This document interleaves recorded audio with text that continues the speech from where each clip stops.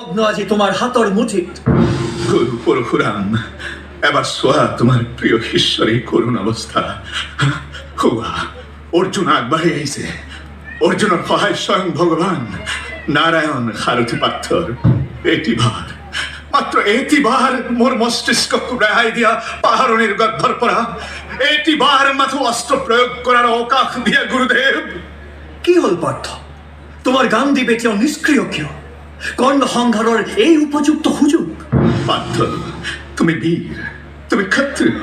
সোয়া তোমার সন্মুখতে কর্ণ রথহীন অস্ত্রহীন নিরস্ত্র নিরস্ত্রর ওপৰত আক্রমণ ক্ষত্রিয়র ধর্ম নহয়।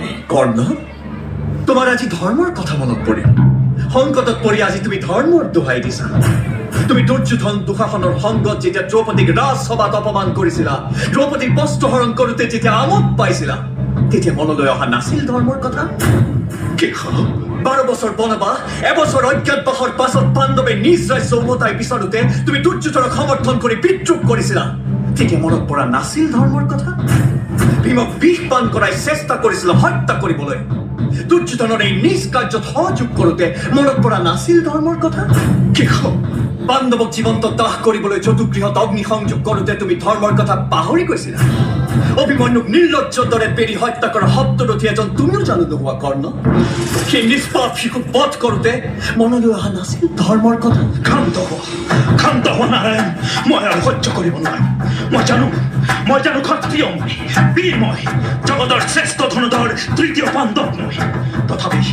তথাপি আজি মই পাহৰি যাম ক্ষত্ৰিয় ধৰ্ম, পাহৰি যাম বীৰৰ ধৰ্ম।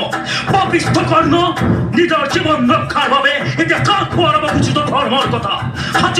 সাজু হ নিজ দাম্ভিক পুত্ৰ, কুৰুক্ষেত্ৰৰ মাটিত চিৰদিনৰ বাবে চিৰনিদ্ৰাৰ বাবে প্ৰস্তুত হ ধৰ্মী।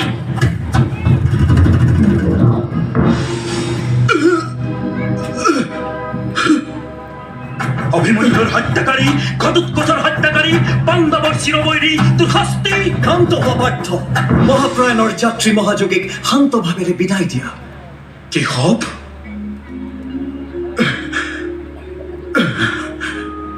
তোমাক মই কি বুলি সম্বোধন কৰিম? কৃষ্ণ, ভগৱান বুলি? মই যে তোমাৰ স্নেহাকাংক্ষী ভাতৃ কৰ্ণ।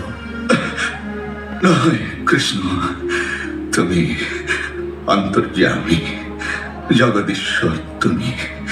তুমি সৰ্বশক্তিমান ভগৱান। তুমি মানুহ জানো কেতিয়াবা ভগৱান হয় কৰ্ণ? মানুহ কদাপি ভগৱান হ'ব নোৱাৰে, এয়া সত্য। কিন্তু ভগৱানে যদি ইচ্ছা কৰে তেওঁ মানুহৰ ৰূপ ধাৰণ কৰিব পাৰে, ঠিক তোমাৰ দৰে নাৰায়ণ। কৰ্ণ, যে অলৌকিক শক্তিৰ দ্বাৰা তুমি কৰ্ণৰ অস্ত্ৰৰ পৰা বাৰম্বাৰ অৰ্জুনক ৰক্ষা কৰিছা, তাৰ তুলনাও একমাত্ৰ তুমি। সেয়ে আজ মুক্ত কণ্ঠে স্বীকাৰ কৰিছো, কৃষ্ণই ভগৱান, মৃত্যু পথযাত্ৰী এক দীন কৰ্ণৰ প্ৰণাম গ্ৰহণ কৰা ভগৱান। প্ৰণাম দানেৰে তুমি মোক অপৰাধী নকৰিবা কৰ্ণ। তুমি মোৰ বৰণীয়। আদিত্য মণ্ডলৰ পৰা তোমাক হেৰুৱাই মই যে অতদিনে অপূৰ্ণ আছিলো, আজি তোমাক পাই মই পৰিপূৰ্ণ হলো। ধনঞ্জয়, প্ৰণাম কৰা। আচৰিত নহবা পাৰ্থ, মহাবীৰ কৰ্ণ যে তোমাৰ অগ্ৰজ। কেৱল তোমাৰ নহয়, তোমালোকৰ পঞ্চভাতৃ সকলোৰে জ্যেষ্ঠ, সকলোৰে শ্ৰেষ্ঠ এই মহাবীৰ কৰ্ণ। অৰ্জুন, এয়া কি বিচিত্ৰ ভাগ্যৰ লেখা। মই ভাতৃ হত্যাকাৰী? নহয় পাৰ্থ, দুখ নকৰিবা। তুমি ভাতৃ হত্যা কৰা নাই, তুমি যে ভগৱানৰ নিৰ্দেশ পালন কৰিছা। বাসুদেৱ, চোৱা মোৰ সৌভাগ্য, পৃথিৱীৰ পৰা শেষ বিধাৰ আগে আগে জানি গলো মই মাতৃহীন নহয়, ভাতৃহীন নহয়, ভাগ্যহীন নহয়।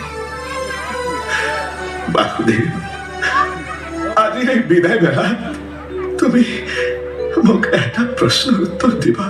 প্ৰশ্ন? এই জগতৰ কি উদ্দেশ্য সাধনৰ বাবে মোৰে আবিৰ্ভাৱ? কৰ্ণ, ৰিক্ততাৰ মাজত পূৰ্ণতা লাভৰ উজ্জ্বল দৃষ্টান্ত স্থাপন কৰিবলৈ তোমাৰ এই সৃষ্টি। তুমি ধন্য কৰ্ণ। তোমাৰ এই ত্যাগ, তোমাৰ এই আত্মদান, তোমাৰ এই মহত্ব মাত্ৰ তোমাৰ পক্ষেই সম্ভৱ। কাৰণ তোমাৰ শৰীৰত আছে দেৱদিনকৰৰ অংশ। তুমি যে সূৰ্যপুত্ৰ, তুমি যে প্ৰণম্য।